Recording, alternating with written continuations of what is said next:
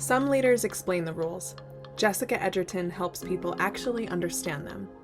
She's the Chief Legal Officer and Executive Vice President of Industry and Learning at leading real estate companies of the world, where she oversees everything from compliance and contracts to company-wide education and leadership programs.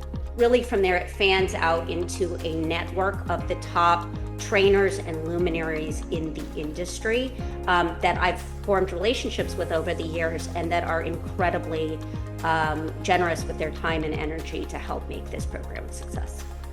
When the antitrust settlements shook the industry in 2024, Jessica was one of the clearest, most trusted voices helping brokers and agents figure out what it all really meant and how to stay protected. She leads the award-winning Leading RE Institute, along with programs like Maestro Leadership and Career Gold, designed to help real estate professionals grow, adapt, and stay sharp in a changing market. And I always want people to feel that they can come back no matter how many times and use me as a resource. Jessica is a 7-time RIS Media newsmaker, named to the Swanepoel Power 200 watch list, and serves on the board of directors for Modern Ventures. Before leading RE, she served as an associate counsel at the National Association of Realtors, giving her a deep understanding of both the legal and day-to-day realities of this business. Today, she joins Darryl Davis for a candid conversation about risk, leadership, and what every broker needs to know to stay ahead. Let's dive into the conversation. Good morning, everybody. Welcome to, or good afternoon, or wherever you might be in the world. Welcome. And we've got a very special person with us today, Jessica Edgerton.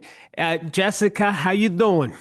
I'm good, Darryl. How you doing? I'm doing great. So I want to give everybody a little bio if I can up front so people know how incredibly awesome you are. And first of all, Jessica started from my research, an associate counsel for NAR.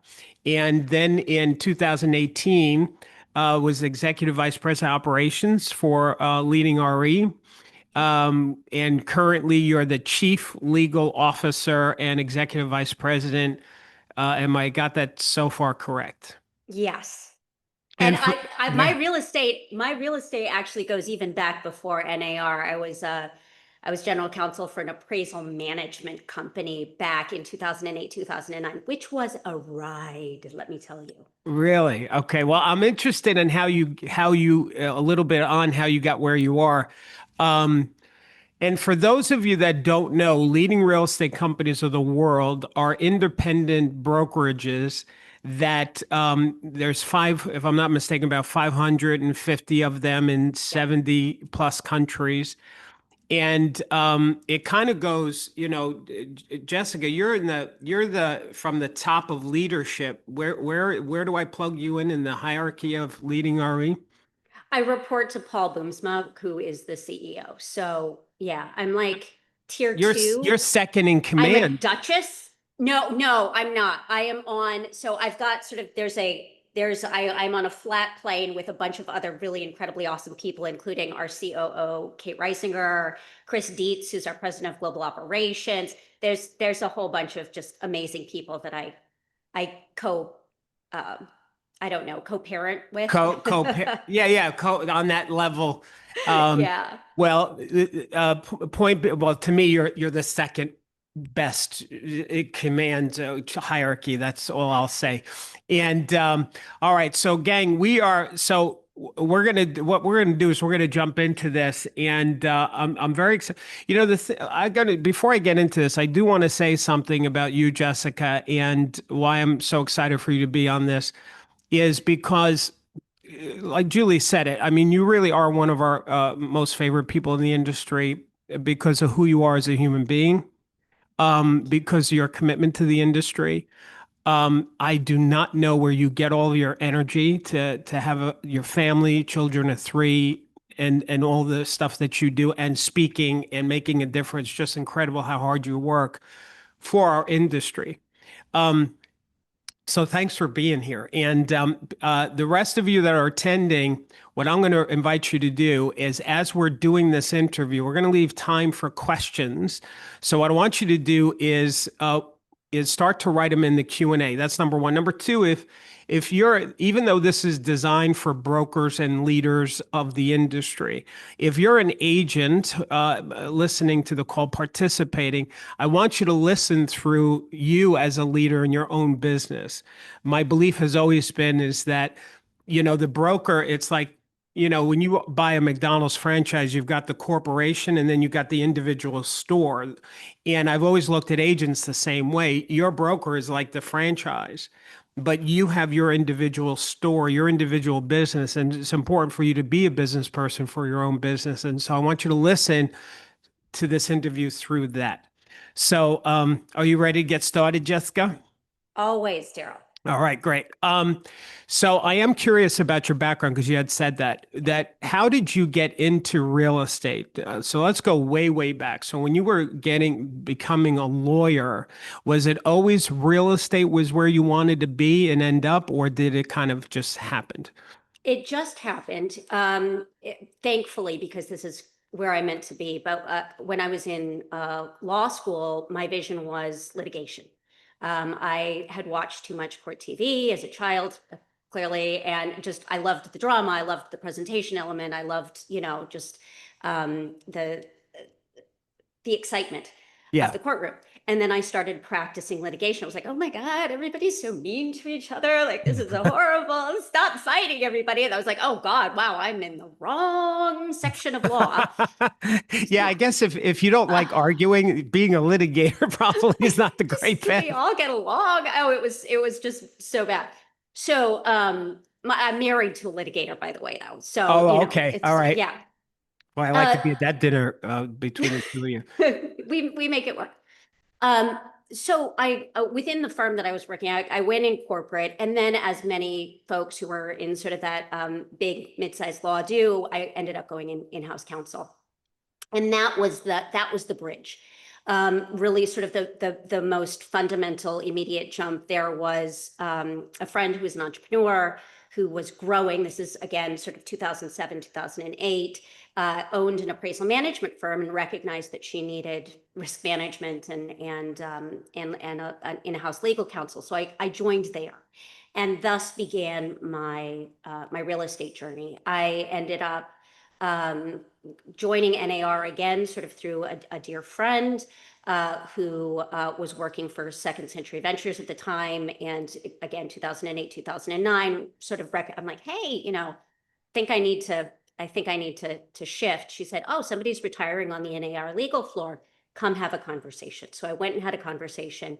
And yeah, the rest is kind of history. When Pam O'Connor was retiring in 2017, they were looking for a person, and I got when you get a call for Pam O'Connor, I don't know. I mean, Pam will never retire, really. She's doing a lot of amazing consulting work out there, but Pam O'Connor called, and I was like, oh my God, it's Pam O'Connor. And I went over to Leading RE, and that was 8 years ago. Yeah.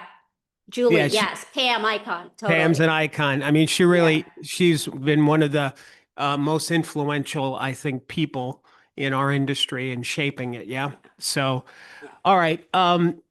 It's funny, while you were sharing, I just thought to myself, so you stumbled into real estate, and I think everybody that gets into real estate for the most part stumbles. Like, I don't think anybody's inherits it generationally. Or it's generational. So many SOBs, sons of brokers, daughters of brokers in our network. So yeah. Right. That's so funny. Okay. Now, let me ask you about your team. So right now, because you wear a couple of hats, you're the chief legal officer, but you're also have done an incredible job with the Learning Institute. Let me see, because you just got the award from where is it? From Training Magazine Top 10 Hall of Fame for Outstanding Corporate Learning Initiatives. So you've taken over that as well, and you've done a fabulous job with that. So thank you. Now, how, like, you brought it to the next level from the previous person who was running. So who's on the team that you're managing? Who reports to you? How big how's that look? So for learning and development, I've got a person who oversees our institute, which is our online training interface. It's a large platform repository. And then I've got a program specialist. Beyond that, though, we have our deans of learning. So this is a group of dedicated trainers in the industry. They're independent contractors with the company, but really well-known folks. So that's, Mike Staver and Matthew Ferrara and Dan Elzer and Debbie Mayer. So we've got them that are sort of consultants. And then beyond that, we have a stable of trainers and luminaries in the industry, one of which is you, that we regularly go to for insights, for training. Darryl, you have incredible materials in our institute. So really from there, it fans out into a network of the top trainers and luminaries in the industry that I've formed relationships with over the years and that are incredibly generous with their time and energy to help make this program a success. Now, in leading this team of folks, what would you say your style is if you were to define it as to how you try to lead people? How would you define it? Fortunately, I have a lot of really competent and people with a lot of expertise under me. So for the most part, I train by being available. I work with them by being available. I have some folks who are younger on the team as well. I think the first thing that you have to do when you're leading is hire well. If you're not hiring well, you're in trouble, right? So I have over the years learned how to hire people that are going to fit into the culture of the company, first of all, which is deeply important, but also fit into and be responsive to my style of leadership, which is people who understand the sort of the playground that they have available to them. I create the boundaries for that. And then I give them a lot of license within those walls. But if a leader is not defining the safety zone within which people can be creative and explore and make mistakes, that's where you can start getting in trouble. So my style of leadership is set clear boundaries and then let people find their best and highest use within those boundaries, take creative license, and have fun. I believe deeply in people if they come into our company with for a particular job and they're not having fun, they're not having the kind of experience that they want, but they have the curiosity, they have the drive. Let's talk about where you can move within the company. The last thing you want to do is try to pin somebody down within a job description, right? You can always fill in the gaps. Listen to your people, let them explore. The other thing that I think is deeply important is, and this goes for everybody, if you walk into my office with a question or needing clarification on something, and I give you the answer, I will ask, do you understand? And they say, yes. Are you sure you understand? Yes. They walk out of the office. What I tell people at the front end is, if you walk back out of my office after I have asked you over and over again, do you understand? Do you have any questions of clarification? You realize you don't, you turn right back around and say, I don't get it. Like, I'm sorry. Okay. And then they still don't get it. And they walk back out. They come back over and over and over again, as many times as you want. Then you go back out and you think you understand it and you make a big mistake. Turn back around, come back in, tell me the mistake. We will work through it. But I never want people to feel fear when they are working with me. And I always want people to feel that they can come back no matter how many times and use me as a resource. That's ultimately my job, is a boundary setter and a resource for the people that I lead. Well, that sounds powerful because that gives people the freedom to find their voice within their position and their responsibilities, as opposed to you pushing it or boxing them in or killing off possibility and creativity. So that's brilliant. actually a personal question kind of, and that is for me, when you interview people, how much weight do you give to the resume, if any? I'm curious. Uh, Light. I believe that if a person has intelligence, has drive, has passion, has curiosity, I don't care what you have done in the past. Mm, I really don't. It's about hiring people with the right set of fundamental qualities. So I've hired people. The biggest successes that I've had in the learning and development hiring position for Institute, which is a very technical platform, right? There's a lot of, you don't have to be a coder, but I mean, there's a lot of technical understanding that you need. I hire people who are teachers, who have passion for teachers, who may have no other experience other than using an app.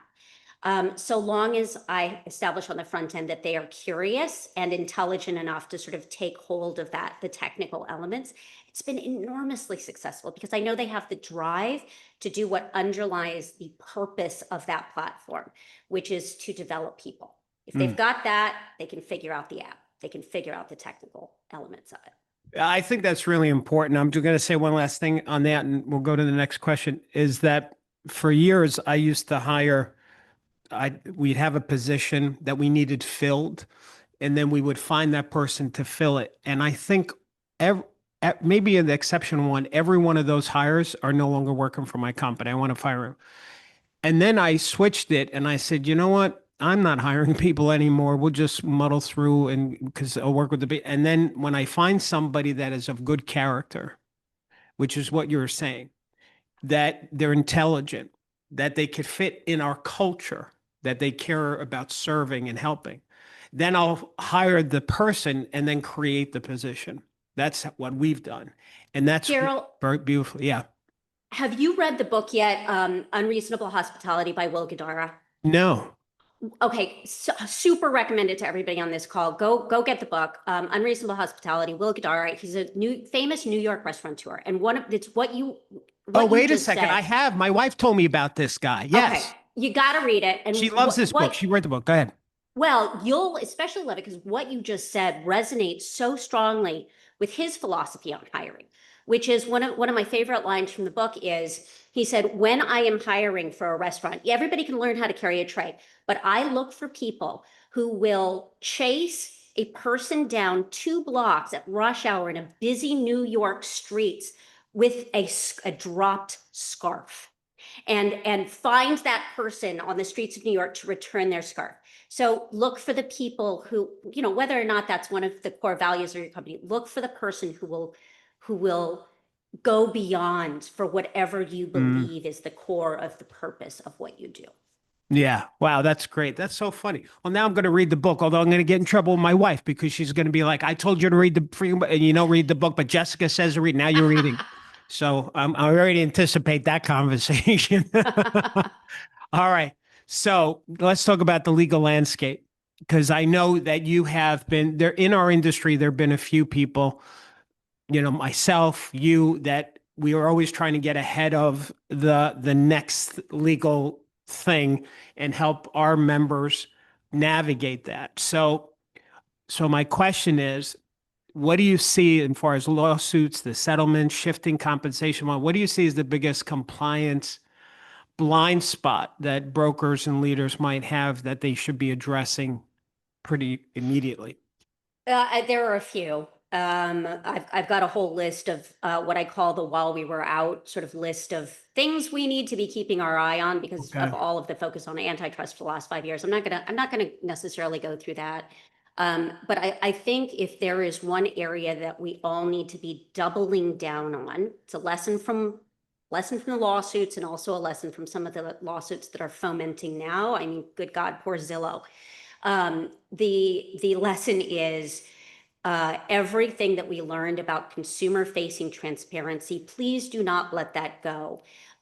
We need to be ensuring that our forms, our agents, the training that we're doing are focused on consumer transparency. So regardless of where you sit on the spectrum of, off MLS versus on MLS versus, all of that stuff, no matter what you are doing, if you have trained your agents, and agents, if you have trained to have radically transparent conversations about the pros and cons of every step of their journey, not just throw forms in front of them, not just throw contracts in front of them, not move towards how am I going to make money off of this transaction, right? But have intentional, careful conversations with your consumers and make sure that your processes and policies and documents and training materials align with those conversations around transparency, you are in a better risk management position than unfortunately a lot of other people out there in the industry right now. So consumer facing transparency. I'm also interested in a lot of the RESPA stuff popping up right now, but guess what? A lot of the risk management around RESPA comes down to that transparency, those consumer facing conversations, offering the full spectrum of choice, making sure that consumers are leading with their choice, regardless of who's affiliated with your business, regardless of anything else, consumer facing transparency. The other one is with AI now really being integrated. I implore everyone to please make sure that you have an AI policy in place. There are a lot of laws starting to come online right now as well. Keep an eye on your state laws around ensuring, for example, California, make sure that any AI enhanced or generated video or images are labeled AI enhanced or generated. There's so much. So work with your counsel. For leading RE folks on the call, leading RE brokerages, I just published a template. Don't take it as legal advice, yada, yada, yada, but I just put out a risky minute and a bunch of advice on how to implement an AI policy in your brokerage. So ping me, I got you covered. Those are a couple of the biggies, Darryl. And you know what? I didn't mention this in the opening, but the risky minute, that's what it's called, the risky minute? It was originally risky business, and we decided that 5 minutes was too long. So now we call it the risky minute, but it's actually still 5 minutes. So, This is something that you launched, yes? Yeah. And where is it? Is it part of the leading RE environment or outside of it? It's just for leading RE people. I'm sorry, but I'll always be happy to have a conversation with anybody and tell them all the things that they need to be scared of. Okay, yay. But for leading RE folks, just get in touch with me. It's in our dashboard. All right. I have to ask you a question that is not on my original list of questions. Correct me if I'm wrong.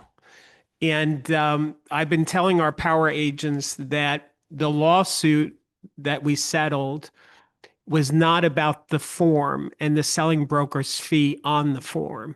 That was what was negotiated. That was a result of the lawsuit. The violation that we lost, I disagree with it, but where we lost was when the homeowner committed at the listing appointment to a specific selling broker's commission to a buyer's agent. That was the antitrust violation. It was because they weren't given the ability to negotiate with the buyer's agent, et cetera. Right. So, okay. So now there's still agents, though, who are calling, the buyer's agents are calling the listing agent, asking the listing agent, is the homeowner paying and how much are they paying? And if they're not, I'm not going to show it. So okay. So the first part's fine, right? Okay. The first part's okay, right? But it shouldn't matter. The second part is not okay, right? At all. So let me break it down. The reason that you shouldn't even have to make that call is because now you've signed a buyer's agreement. Although we're not going to go down this rabbit hole, Darryl, but now we've got some states, right, that are saying, actually, that's problematic too. So you don't have to do that before a showing appointment. Not going down that. Check your state law, everybody. But in general, I believe buyer agreements at the front, when you're first talking to your buyer, sit down, you agree what you are getting paid because that is what you are worth, right? So you know how much you're going to get paid. The buyer has agreed, we will fill in the blanks. A buyer might say though, hey, I'm going to sign this agreement, but I don't want to see any houses. Don't get my dreams up about like a house where they're not going to, the listing seller's not person- gonna pay. The seller's not going to pay. Now, some agents might say, don't worry, I'll make the calls and find out and I won't show it to you. That's sort of the kind and gentle assumption under what you just said. Some agents really bad are calling and being like, or saying, I'm not going to show it. Like I will hide this from but even those agents that are saying, I'm going to call and find out and we won't look at it if they're not paying. I think that is a bad decision too. The reason being, first of all, there's still the implication of that sort of steering going on. Second of all, agents, if your buyer says that to you, say, don't worry. We are going to have this. I am an expert negotiator. I know how to work through this negotiation, through this transaction. We will write this into the offer and it'll work or it won't, but don't shut out your options in a loosening environment, but still we got some real tight situations in the market still. Let me use my expertise to negotiate the best deal for you. Ultimately, it's your choice whether you decide to go with it or not. So that's my recommendation on that. Great. And we're on the same exact page with that. Okay, super. Let me see. I've got here. All right. Most brokers, they, when they manage reactively, right? So is there any suggestions you have to be more proactive? I mean, you mentioned it, but is there anything else that brokers can do to be proactive? You said the AI policy, have that in place. Is there any other suggestions? Do an audit on all of your policies, right? Do an audit on all of your training, have systems in place, be listening to what's next. I really do think that sort of systematizing your risk management, doing annual reviews of your policies, staying up to speed on, what consumers in particular are worried about, is the best way to avoid sort of the reactive quagmire that we had found ourselves in the last 7 years. Got you. All right, good. Now, as somebody that's so well versed in education and training, given the Institute at Leading RE, for brokers that aren't members of Leading RE, they're small brokerages. Because obviously we both believe that training is essential, and not just once. Training is like taking a shower. You don't take a shower once. You do it on a regular basis, hopefully. And same is true with education. So what can a broker do, a smaller brokerage, to help keep their agents trained and educated? I think you have to create a little bit of a cult of personality around training as a leader. So you have to build it into your culture. How do you do that? Especially for small to mid-size, the brokers and the leaders need to be in that room. That doesn't necessarily mean that you need to be the trainers, but you have to be there, be active, show yourself as a learner. Where training culture falls through is when there's sort of dictates from above. We want you to do this training. The HR department is putting out, training materials, and the CEO, the leader, the top executives are not in the room. They don't get excited. They don't participate. So be demonstrative as a leader in your own personal learning journey and be present for them. That to me is number one. Also, make sure that what you are offering is hitting every single one of your audiences. I think so many brokerages make the mistake of offering training to their agents, but then they don't offer training to their sales managers or to their staff or to their relocation professionals or to their upper level management. Leading RE's training program hits on every single layer of a brokerage's staff and employees and independent contractors, and then it ensures that the messaging, the cohesion, the philosophy behind all of those layers meshes, so that when an agent, a sales manager talks to an agent, the training that they have received is in line with what the agent has received. So cohesive training models that hit every single one of your audiences, and a very present leader participating in training. Those are the keys. I think that the most important thing that you said, hearing that, is that it's got to be a cultural thing, not like just an item on your to-do list, right? Like I could see some brokers saying, you know what, let's bring in a loan officer just so that it's something to do. We'll have pizza night and, we'll learn stuff. But it's filling in just a thing to do. It's not part of the company culture, where the more successful brokers, they'll look at the training as an opportunity to inspire the agents with marching orders, given what's happening in the market right now. And and of course, some have training programs just on the basics of real estate. But all right, very good. All right, so how do you manage your personal life and your business life? Because you've got a full life, personal and business. How do you manage that? Not always perfectly, Darryl. Okay. I with a lot of humor. Okay. The number one tool that I have in my toolbox is a sense of humor when it comes to the messiness of life, the messiness of all of us as humans, navigating our families and our jobs, and a really, really wacky industry landscape right now. So I navigate it with humor. I navigate it with a lot of forgiveness for myself and for others. And being able to be demonstrative with my kids as well about, and my staff and my colleagues, about being okay with being imperfect.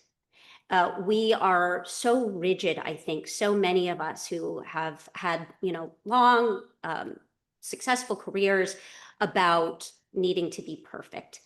And we can't do that. It breaks us. We are not perfect. We are deeply, deeply human. And I've tried to teach my kids about that. No, you can't be all things to all people. I cannot be at every single game. I cannot be at every single conference. What is today? This is the first time I've missed NAR in, I think, 15 years. NAR Next is going on right now. Oh, that's right. Yeah. Yeah, I didn't. You know what I'm doing? I'm putting up the Christmas tree with my family this weekend. That wasn't actually why I missed NAR. It's just, it was too much other stuff going on from a business perspective. But don't set the expectation for yourself that you have to be everything all the time. You can't be. So could you say more about that, about being kind to yourself? Or I think that's how you said it, being kind, or forgive yourself. Yeah. Yeah. Talk about that. You asked about leadership. It's another way that I lead. I think one of the most damaging things that we can do to ourselves is hang on to past mistakes. Mistakes are the best learning opportunities that we have. They are the playing fields for becoming experienced, kind, full human beings. And if you hate mistakes, if you punish yourself for mistakes, you, first of all, will never learn. And second of all, you'll live a really painful life, because we make mistakes every day, all the time, all of us. So one of the things that I've learned to do is forgive myself, and also learn not to have to forgive. There's sort of this this idea behind forgiveness of, well, you have done something bad, and so now I am personally going to let that go so that we can move on. Embrace your mistakes. I've taught my children that. I've taught my, the people who work for me that, and it makes things a lot more fun, and it creates bigger opportunities for success and for creativity. And my God, right now, given the market that we're in, we need creative, empowered people. And in the world that we're raising our children in, we need creative, empowered people. So have fun, be kind. You didn't say it this way, but here's how I heard it, which is really profound, is that when you forgive somebody, there's actually a judgment in that. Yeah. Like you judge them that they did something wrong, and then you forgive them. So it's kind of like not great to forgive people. Right. Yeah, so that's really profound. You. Yeah. Be there with them in their mistake is more how I try to approach it. Like, you made a mistake. I'm here with you. Let's workshop this. Let's workshop this mistake, rather than I will bestow first upon you my sense that you have erred, and I will be the bigger person here and grant you forgiveness, right? Let's get down and dirty with our own mistakes and with other people's mistakes, because we all make them. And I will say, I mean, that's probably one of the things I love about you too, is that, going back to what we said earlier, I think it was before we actually started, that when we had the conversation about the CCP and us being on different sides of that, what my sense though was, there wasn't judgment on your side of it. So you created a safe space for us to have the conversation, because there wasn't judging in there. So that's powerful too in leadership. The opposite of that would be looking at Democrats and Republicans on how they are so judgmental of each other that there's no space for anything productive to occur. Yeah. Because it shuts down, right? So. And Darryl, to that point, so Darryl and I had a wonderful dinner together several weeks ago at an industry event, and we're on different, we have different opinions around CCP.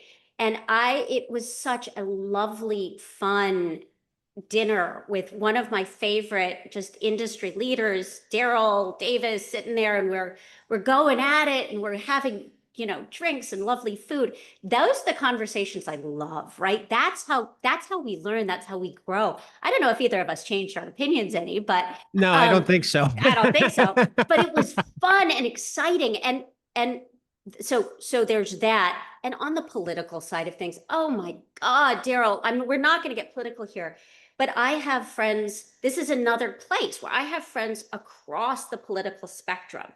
And some of my favorite conversations are having really open-hearted communications, realizing, sure, there's some sociopaths out there, right? There's some people who really, really don't care about other humans, but everybody on the entire political spectrum is deeply, deeply wanting to do the right thing for the people that they love and the communities they serve. And you can't see that until you actually let things go and start listening. So that is, our country needs so much of that kind of conversation and healing right now. We're Absolutely. It's breaking my heart how broken and separated we are. Ditto on that. Okay. Who are some of the mentors or role models that have helped you in this industry, especially up until, many years, it was so dominated by men. So yeah, who are some of those mentors? I mean, plenty of men in there too, right? Like I am surrounded by wonderful people. I get to work with our deans. I get to work with people like you, many of whom are men. Paul Boomsma, who's our CEO, is just an amazing human who, Absolutely. I was pregnant when I came on board, and he was like, "We're going to make this work. Like, what do you need?" He knew before he hired me that I was pregnant. But I also am surrounded by a bunch of incredible professional friends and colleagues who have that same sort of idea about curiosity and kindness that I do. I mentioned Kate Reisinger, our COO. She is one of my favorite humans in the world. We work together. I use her insights and expertise every single day. Constance Friedman, who is the CEO of Modern Ventures, who is just one of the most powerful and incredible VCs that works in the fintech and real estate space. I mean, Pam O'Connor, we mentioned Pam, like having her come on board at the beginning. Pam is such an icon. There are just so many incredible humans, incredible women. So the most important thing for me is just surround yourself. Yeah, it's a little bit of a trope here, but I truly believe that people should strive to be the dumbest person in the room at all time. And I often find myself as the dumbest person in the room. And it's wonderful, right? Being able to have conversations with people who shed light on corners of the world that you didn't even know existed. Mm. Yeah, and I would think so. If you go into a situation where you're the dumbest person in the world, and seeing yourself that way, that opens you up to listening, wanting to learn, and probably also takes pressure off the individual thinking that they've got to impress or they've got to know everything. And people who are uncomfortable in those situations. I think no matter what room you're in, feeling pressure to impress is always a mistake, right? I have learned so much from people who are my quote unquote subordinates, right? From Uber drivers, from people who have just started out their careers. I actually believe that everybody should have a mentor who is older than them, but also have a mentor who is younger than them, especially with everything that's happening in the technological world, in the way that generations are changing so quickly these days. So find mentors, look for friends in different socioeconomic circles, guys. Like we tend to create socioeconomic bubbles of people of sort of like-minded and similarly situated people. I think that's so harmful, right? Find friends that are outside of your comfort zone. Those are your best mentors. Okay, so I'm going to ask you a question that is not, I didn't send it to you, so sorry. So I'm hitting you on the spot with this one. Go for it. All right. So, and I've got to set it up and explain it. So I read this book from called Moments of Truth by Jan Carlson. And what it helped, the bottom line of that book is it defines there's these moments that a company is created in the eyes of the consumer. He used to be the CEO of SAS Airlines. So every time a customer would pick up their bags at baggage or call reservations or enter the plane, like these were moments of truth that the employees got to define who the company is in the eyes of the customer. Disney has the same thing. They call them magical moments. So in our company, we call them smile moments. And so we define some areas where agents are lacking in these moments of truth. For example, not filling out completely the MLS form with all of the data, not verifying the data to make sure it's accurate, et cetera, et cetera.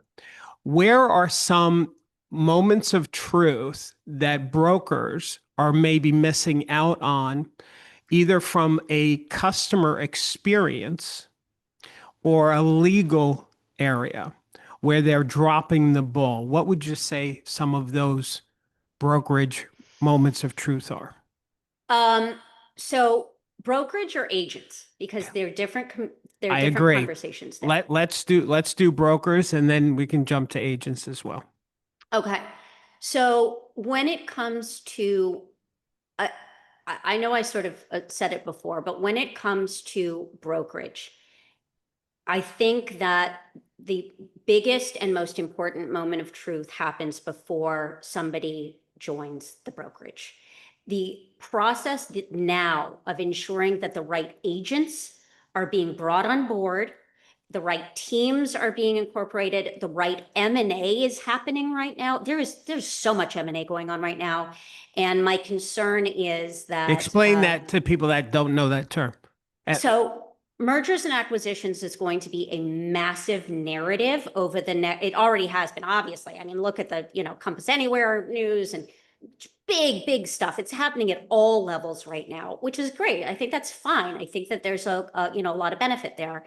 But if mergers and acquisitions are not happening with an eye to the cultural fit, if agents are not moving to grow, if not agents are being brought on board that are not a fit in terms of professionalism, there's going to be— those are the brokers that are going to lose. That's where there will be a breakdown.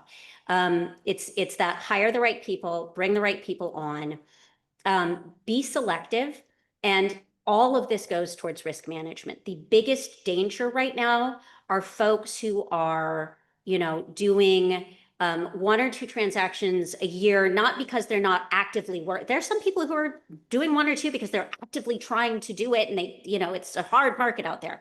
But for those folks who are going totally part-time, not worried about professionalism, sleeping through their continuing education, that's where the risk management problems are going to occur too.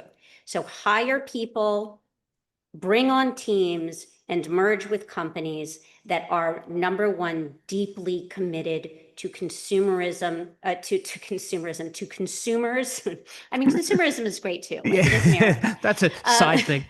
Making money is good too. But people who are deeply devoted to their consumers and who have professionalism as one of their number one goals. So the breakdown, those moments of truth happen before somebody comes on board. Love it. Now, you've said, I just thought of another great question given your experience, because you've said culture several times. Oh, yeah. And I am so on board with you on that. I think our power agents, our coaching members, they know our culture. And the reason why they know our culture is because we know it and we're clear about it. You've seen, because of who you are with leading RE, you know of 500 plus companies. You've seen 500 some odd cultures, and some of them not having cultures. We won't mention their names. Yeah. So from an outsider looking in, what are some of those bullet points of a successful culture?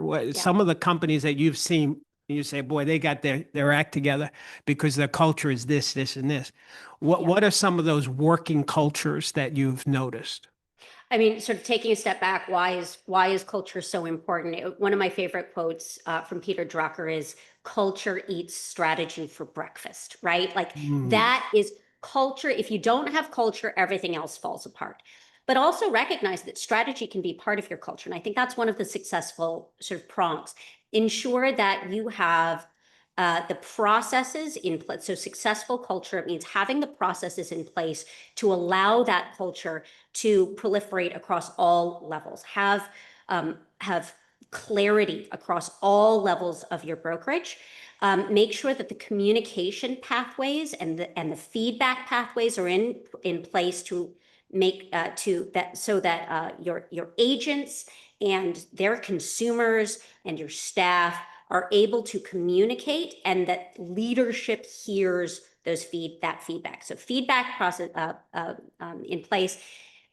A culture of training and development and professionalism is crucial. If you have people fun is great. In fact, fun is, for leading RE, one of our hidden core values. It's clear, but we add an F at the beginning, so it's for clear. Have fun, that's great, absolutely. But make sure that professionalism is first and foremost, and make sure that everybody is really in love with humans, right? With recognizing that at the core of everything we do is a transaction that is stressful and life-changing and deeply, deeply expensive, and that we have a lot of people's entire livelihoods in the palms of our hands. So people who really take our business seriously, who believe in what we do, and who leave their ego at the door when they're communicating with their stakeholders. Awesome. Awesome answer. All right, let's go jump to the agents. As far as those moments of truth, where is that agent? Where can they improve these moments? Where they may be lacking, would you see overall? I think the first point of contact with your consumer, it's that, first impression is the most important.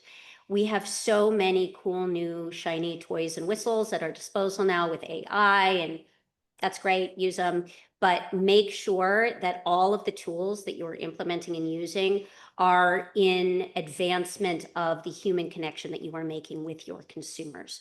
So those moments of truth need to be in that human to human contact. And that first moment when you sit down with a person, be authentic.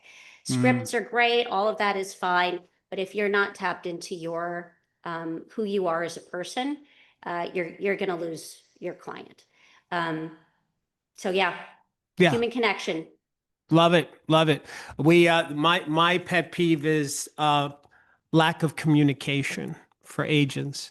They don't, I think when we are bad at keeping the client informed, especially during a contract, right? Or with a listing, when that homeowner's sitting there waiting for the house to sell. And if they don't hear from their agent, they start getting angst. They start making up their own reality about why it's not selling. And they're always going to blame the listing agent. And that's a breakdown in the communication, the customer service. So, yeah. Absolutely. All right. So let's do this. I think we got a couple of questions that I want to jump to. And then, Julie, so you have those questions. Power agents and guests and everybody that's on the call. We're going to just take a few minutes here and jump to some questions. So what I'd like you to do is if you have a question for me or for Jessica, if you'll write it in the Zoom Q&A, I think we're streaming this as well, but only on the Zoom here can we handle these questions. And then I have some more questions myself. So Julie, why don't you take over? Perfect. Well, we only have a couple because the other were really more comments. Okay. And they're both legal questions, I believe. So Annie said, can a co-op board refuse Section 8 tenants? Oh, gosh. No, I don't think so. But I'm not getting into co-op board law right now. So I can look that up and find out. But We're not putting her legal license on the line, guys. You know what? Here's what I'll say. I'll help Jessica on this. Is that sometimes, first of all, I want to clarify for everybody, there is a distinction between laws and rules and agreements and like all that. So, for example, the NAR settlement that we agreed to. Here, Tiffany has the answer. See? Oh, she does? Only a source of income is a protected class in that area. We love you, there we Tiffany, go. by the way. There you go. Tiffany. I hereby Tiffany. bestow a legal license on you. Yeah. So Let it be said. that Tiffany got it. Tiffany got it.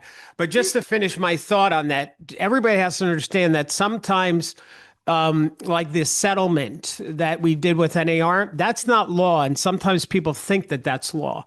That was a private lawsuit. It wasn't a government suing us and and we settled and we made an agreement. So you always have to know your state license law because that's really the most important thing to you. Because in some states, what we agreed to in the settlement, there's conflicts. And so what wins out is the state license law. So you got to know your state license law. Go ahead, Julie. Anitra, Marianne, if you could put your question in the Q&A, that'd be great. Jeffrey says, Jessica, I was a partner in a multi-unit complex.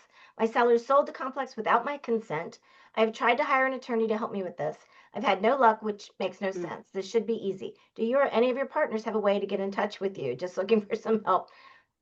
Yeah, I'm happy to make a recommendation maybe for somebody who can help. Just clarifying here, I have one client and that's leading RE. And to Darryl's point on sort of the legal matrix, I am a generalist. I am an antitrust expert. I am an expert on, sort of contractual and contracts law. I hire lawyers to do my real estate transactions for me. So and I'm only licensed in Illinois. So there are a bunch of caveats. Remember what I said about needing to be the dumbest person in the room? There you go. I'm limited, but I do have a wide network and can absolutely make a referral and do some initial brainstorming with anybody who has questions like that.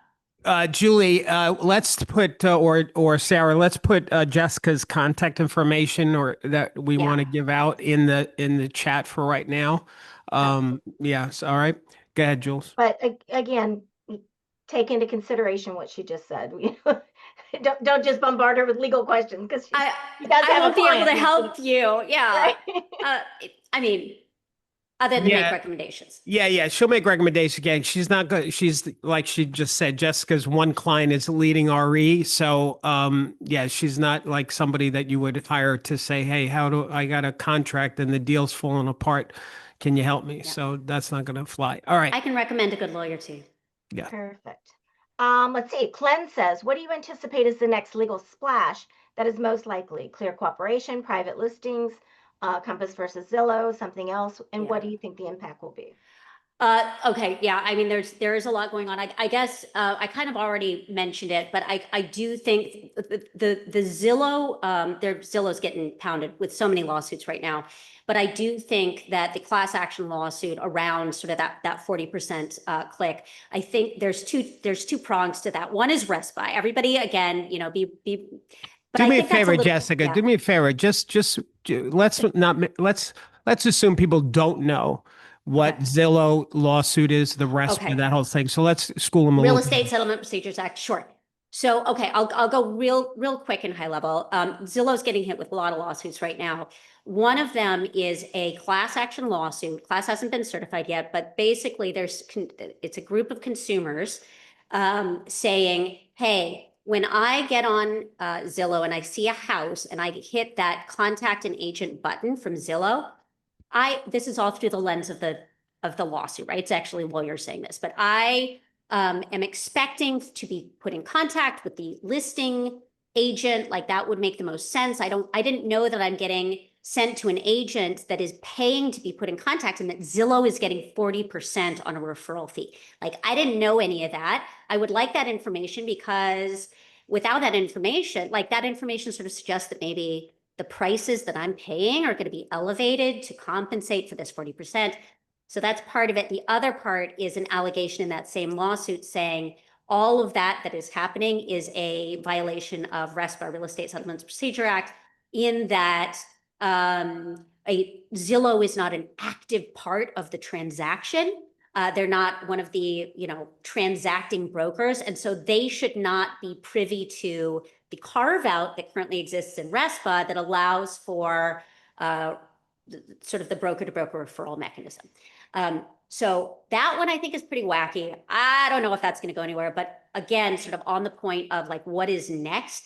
I think that there are a lot of lessons to be learned in that first part, which is about consumer transparency and putting processes in place that ensure that consumers understand the pathways that money are taking in every part of their transaction. So that comes down to communication with your consumers, putting processes in place that allow consumers to understand the elements of the transaction that could theoretically or really affect the payments that are being made to various players throughout the transaction. I think that's where we are going to see more legal and perhaps even regulatory scrutiny coming up.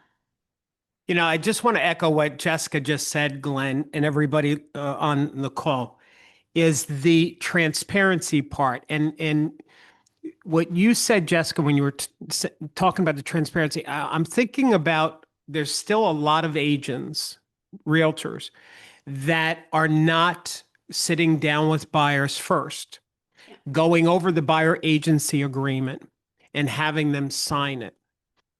A lot are still skipping that because they haven't gotten caught. They're maybe doing it at the end when they are negotiating a house, then all of a sudden they'll have them sign the buyer agency agreement. And the epiphany that I just had in hearing you talk is that agents, I think, are still that do that are not respecting themselves as a professional or the industry, meaning that if we all thought more like I'm a business person, I'm not a salesperson. And as a business person, I need to know my business and I need to articulate and be transparent. Like think like this, like a business person. I need to be more transparent. I need to document more. I need to follow up more. I need to have paper trails on things, et cetera, et cetera.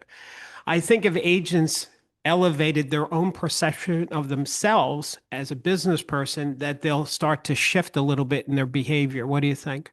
I am in complete agreement, Darryl. That one of the most detrimental narratives that we told ourselves and communicated to our clients for many, many years was, hey, I'm a buyer's agent. My services are for free. Like, no, they're not. If you are shopping for a couch and you see what looks at first blush to be a lovely couch on the side of the sidewalk in front of a very bespoke, lovely house that says free couch on it, you are going to make assumptions about why that couch is free. Don't be a free couch. Treat yourself as the professionals that you are. I love that. Yeah. I love that. That I'm is sorry, a I great have to weigh in. We all love that at the company. The whole Smile Squad is like, yes, Jessica. Yes, that was brilliant. That was well, the Smile Squad, Jessica, is because we're all about. You said something about scripts, like talk from your heart. Yeah. That's one of our culture things. We don't teach memorize scripts. We teach metaphors and analogies, which is what you just did. So that's a mic drop for my company. That's our culture. So awesome. Oh, that was so awesome. Okay. Next question, Julie. Yes. Jeff, can you please share what the process is for a brokerage to become a member of Leading RE? Are there specific steps or requirements? Absolutely. Thank you for the inquiry. We'd love to talk to you. We are so we get a lot of applications, just sort of setting expectations.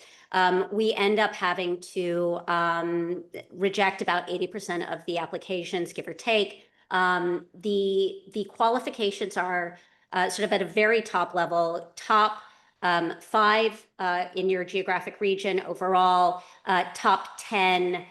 Top 5 among independents, locally and regionally branded, top 10 overall within your geographical region.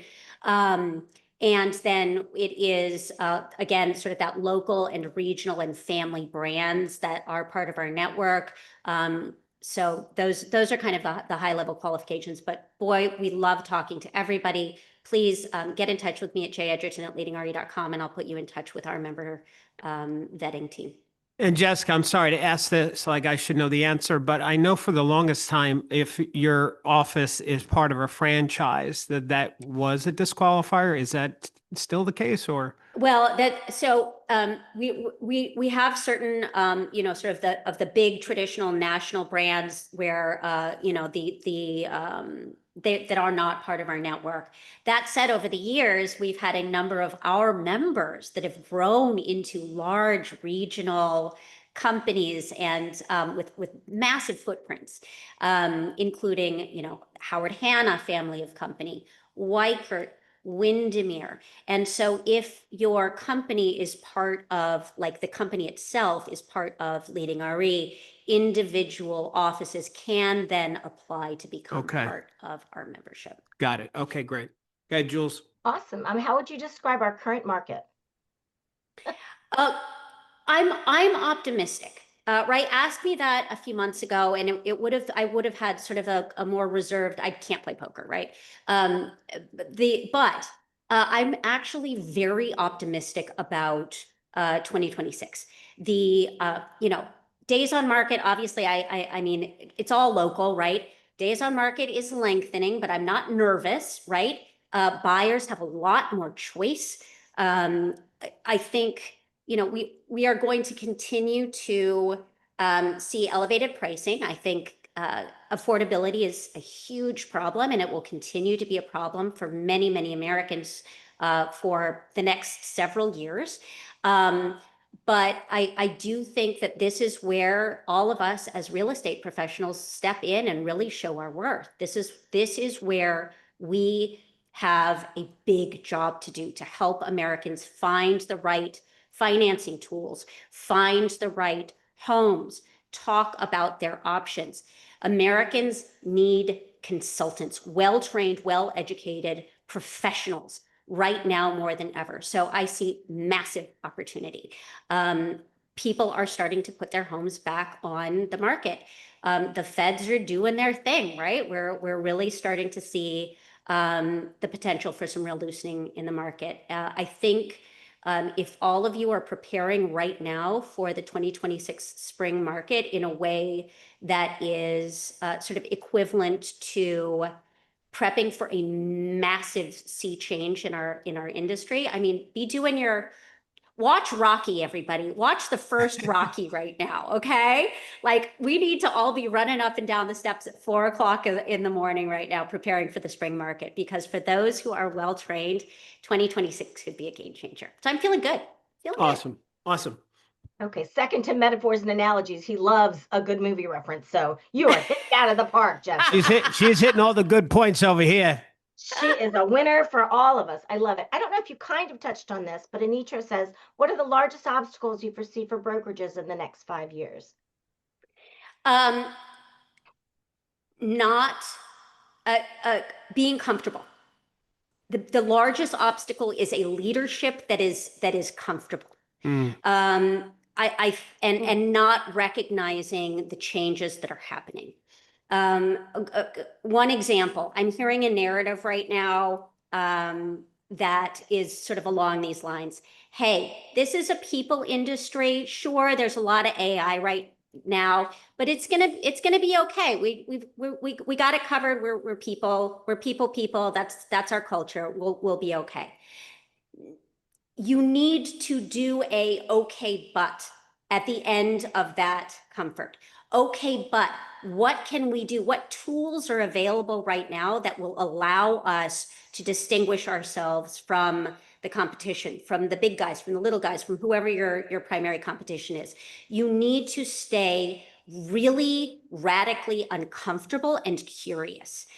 So I think complacency and exhaustion are the biggest dangers for brokerages right now. Technology is going to be changing things. Another big danger I hear right now is companies that say, hey, human beings will always want another human in the transaction. It's the biggest transaction of their lives.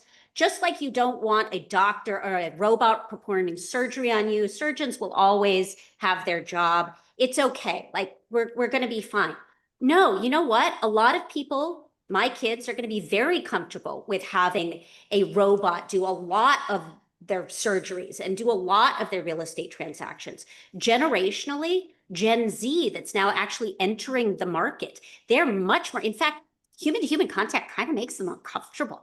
So the biggest danger is brokerages feeling complacent and not exploring how to think as a next step. That doesn't mean going out of business. That means redefining sort of the fundamentals of what we do. I think about what happened with Apple, right? 1970s, they were a computer company. It was great, no problem.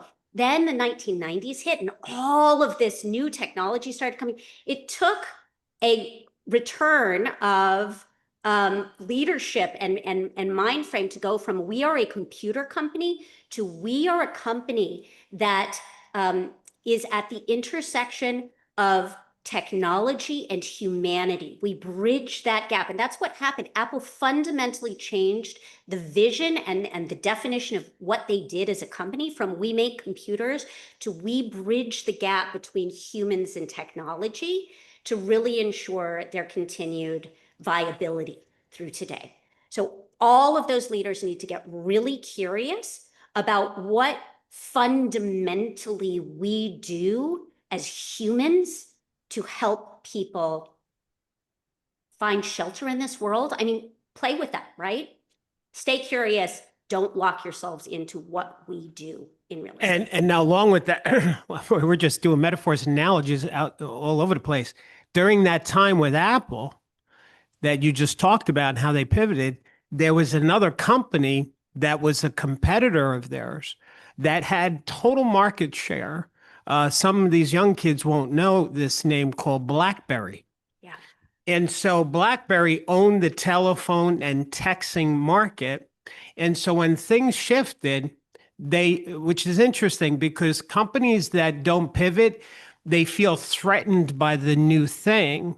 And so they have a choice when they feel threatened to either learn from it and grow with it or to stay dug in because they're afraid that this is going to invalidate them. So they double down. So BlackBerry doubled down and Bing, they're out of business. Another one too, Blockbuster. Blockbuster. You knew I was going with that. How look at us, the minds, you and me. Yep. But same thing, Blockbuster had, think about it. They had all these buildings. They had all of these hard pieces called videotapes, VCR tapes. So when the internet came, they had a choice to either pivot, which meant they would have to sacrifice all of that or double down. Well, they doubled down, and Netflix to basically put them out of business. And Darryl, do you know the story? Netflix tried to sell to Blockbuster for like $10 million Yes. back in, what was it, 2000? They walked in, they were laughed out of the room. And so I love the Blockbuster story because people are like, okay, well, it's a failure of vision. Like the leadership loved their bricks and mortar and they loved their fully rewound tapes. A big part of it too was so lack of vision. They were also addicted to old revenue streams. They loved those late fees. You can't get late fees like that's. And what about nobody's going to be buying Mike and Ike's? Like we sell Mike and Ike's. I don't know if anybody on the call. Oh, Mike and Ike's. Yes. I love Mike and Ike's. They're delicious, but you can't keep your Blockbuster stores open. So be open to not being like not holding your old revenue streams like little safety blankets. Mike and Ike's and fully rewound videotapes and late fees weren't it, right? So be thinking beyond like what revenue streams do you feel like your safety blanket is right now? Think beyond that. And you know what, just to echo what more recently with agents, forget about the AI stuff. When the lawsuit settlement happened, and now we have the buyer's agents sit down with a buyer agency agreement, there's some agents still complaining about NAR, complaining about the settlement, complaining about this process, and they're pushing back saying, I don't want to do it. I want the old. I want to hang on to the old. Well, Netflix wanted a whole, not Netflix, Blockbuster wanted and BlackBerry. I think because of the lawsuit, our industry got better in a lot of areas on separating the fees, having these different conversations. So yeah, you got to adapt. Otherwise, you're going to be left behind, truly. Okay, Julie. I just have to say, if you're ever the dumbest person in the room, that must be one hell of a room, Jessica. That's all I'm saying.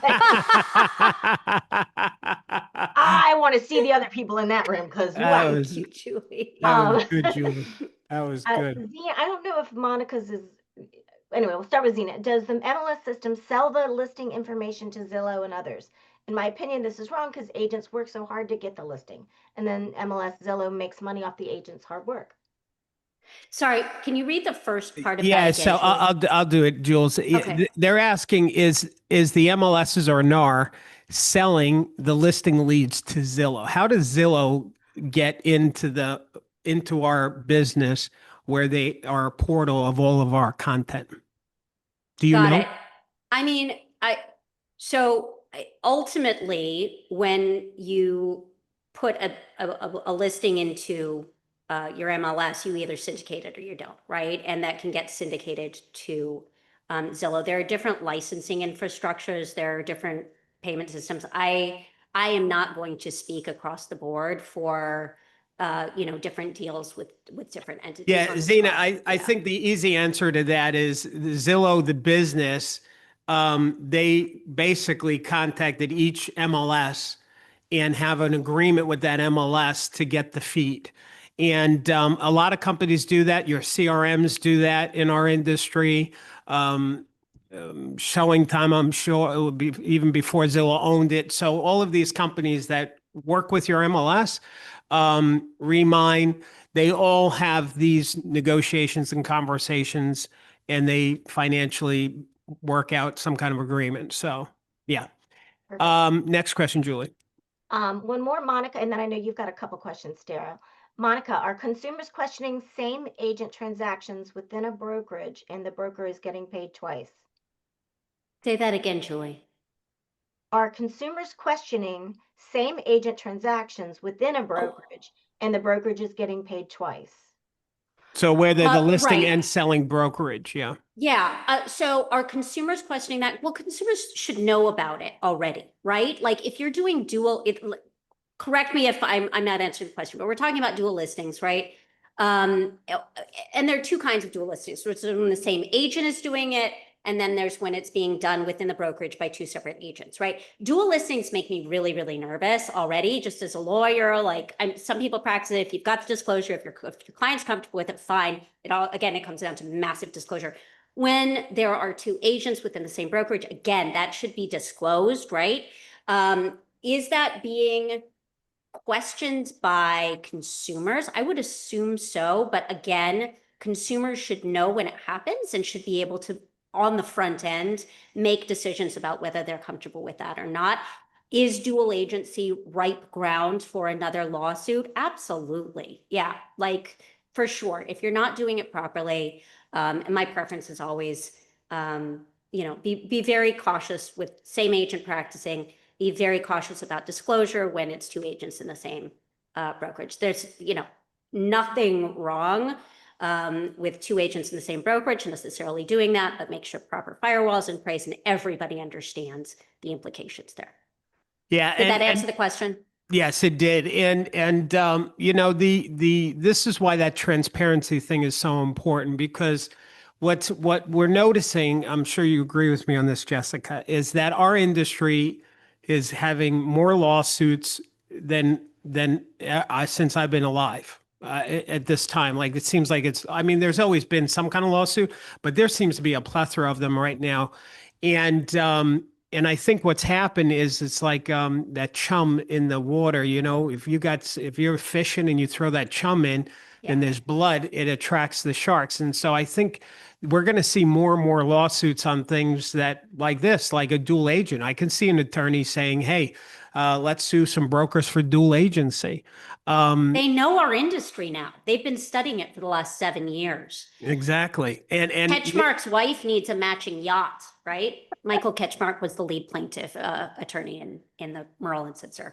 Yeah, and he's not done with us yet.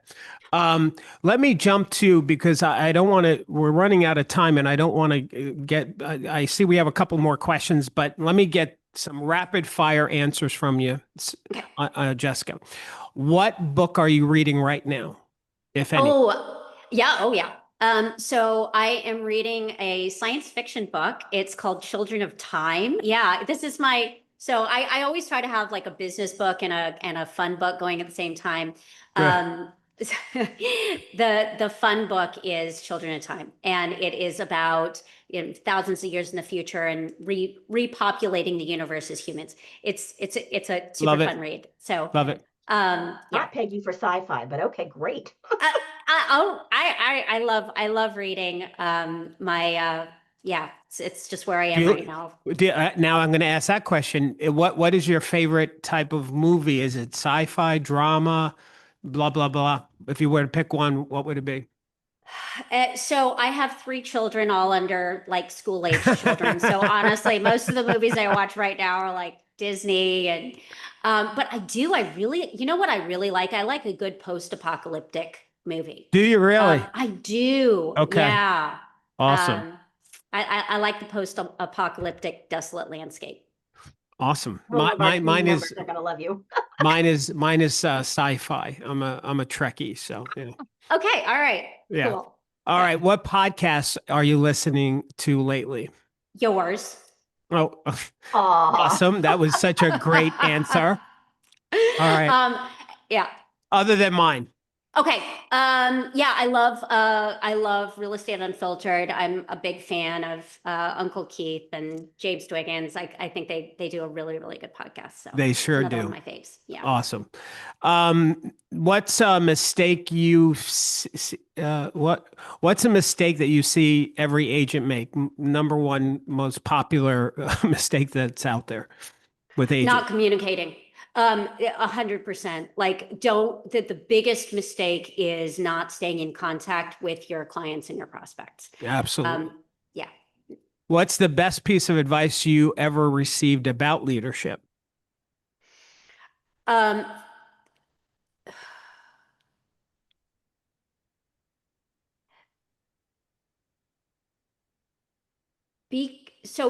I'll tell a story and I'll make it brief. But the first time I did a public speaking gig as an attorney, it was sort of it was at NAR, and it was within weeks of joining, and I gave a talk to a bunch of really, really smart people in the room.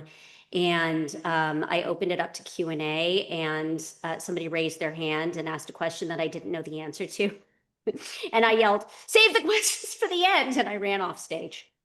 It was one of the most humiliating moments of my career. And after I was just sort of rubbing my forehead in my office after I made this just scene.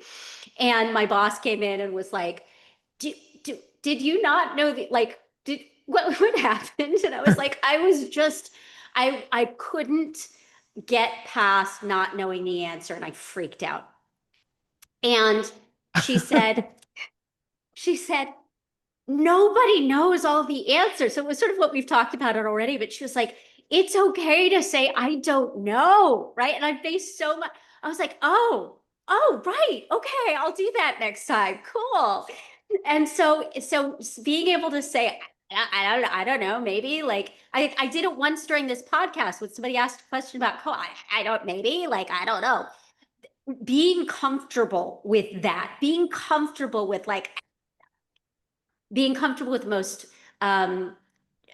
uncomfortable situations, keeping your sense of humor, keeping your lightness, keeping your love and respect for yourself and your audience, like that is the most important leadership advice for me.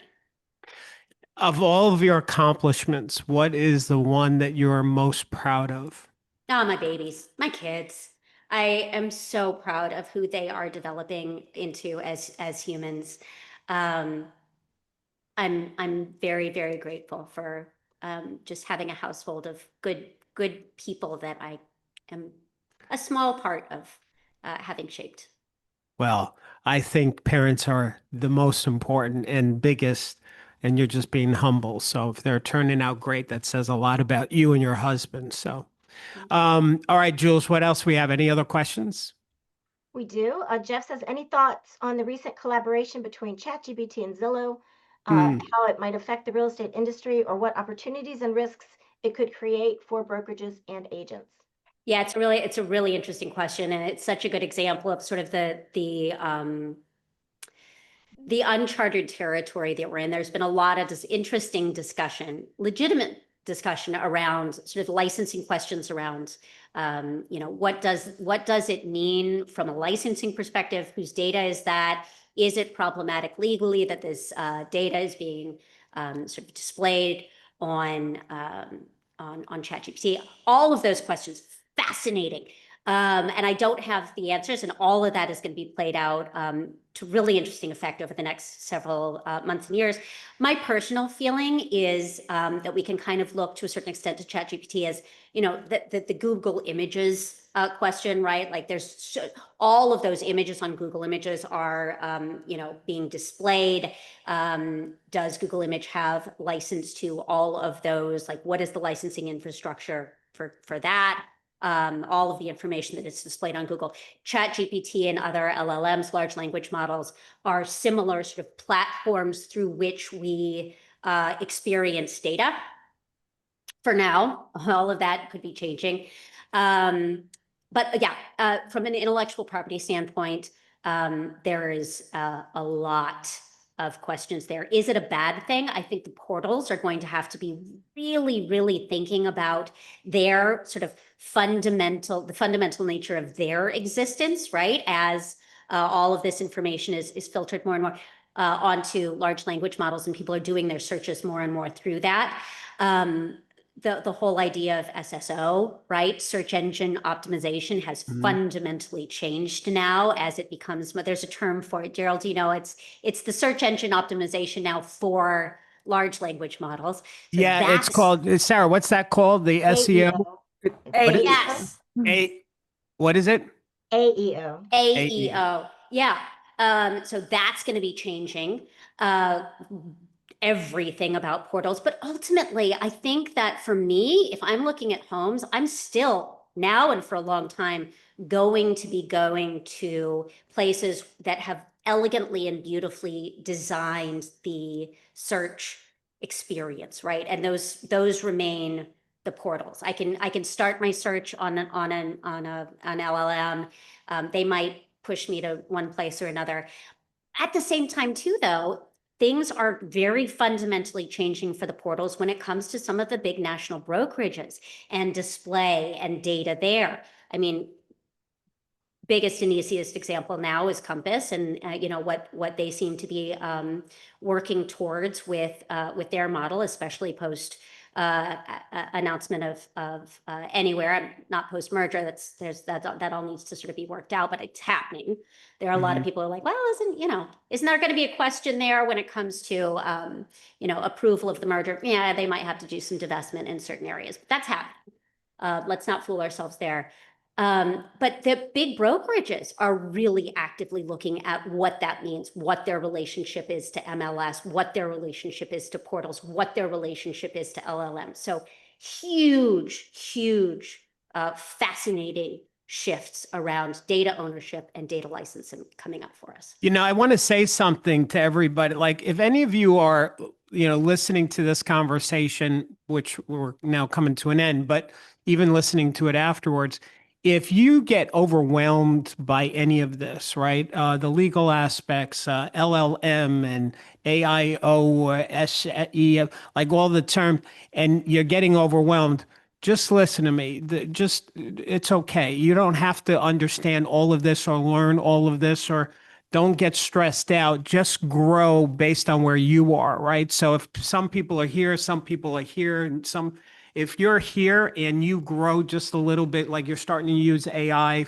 for the beginning part of it, or that's what you should. I don't want people to be overwhelmed and then they get paralyzed because they feel like they're getting left behind. So whoever that applies to is me. I'm feeling overwhelmed sometimes. Everybody. Absolutely. Stay curious. Keep your sense of humor. There you go. Now that's the motto of this call. As we come to a close, Jessica, is there anything that you want to add or say that I haven't asked you that you think it would be good advice for people? I mean, guys, everybody on the call is obviously leaning into the incredible wisdom that Darryl provides and that that's available to all of you. Keep doing that. Keep leaning into the people in this industry who are the sources of light and the sources of humanity and goodness. And Darryl, you are so that to all of us. Thank you so much for everything you do for the industry, that you do for leading RE, for me as a friend. Can't tell you how grateful I am for you. Well, thank you. You know how I feel about you. I love you. My company loves you. We think you're the best. And this was one of my highlights of my career to do this interview with you, really is. So, all right, guys, there you go. We're going to let Jessica go, and we're going to go and implement some of what we learned here today. Listen, keep something in mind, gang, that you are a professional. Stop looking at yourself as a salesperson. I've said this a million times, and Jessica, I think you might appreciate this. Unlike other sales industries, they don't need a license to practice, like selling cars. They don't get licensed. They don't have continuing education. They don't have E&O insurance. They don't have fiduciary responsibilities. They are not governed by the state license law. Who is? Doctors, lawyers, and real estate professionals. You're not a salesperson. You're a real estate professional, a business person. Start treating yourself like that. All right, Jessica, I love you. God bless you. Love you too. God bless everybody, you too, Darryl. Don't forget, you make a difference. Keep smiling, everybody. Bye, Jess.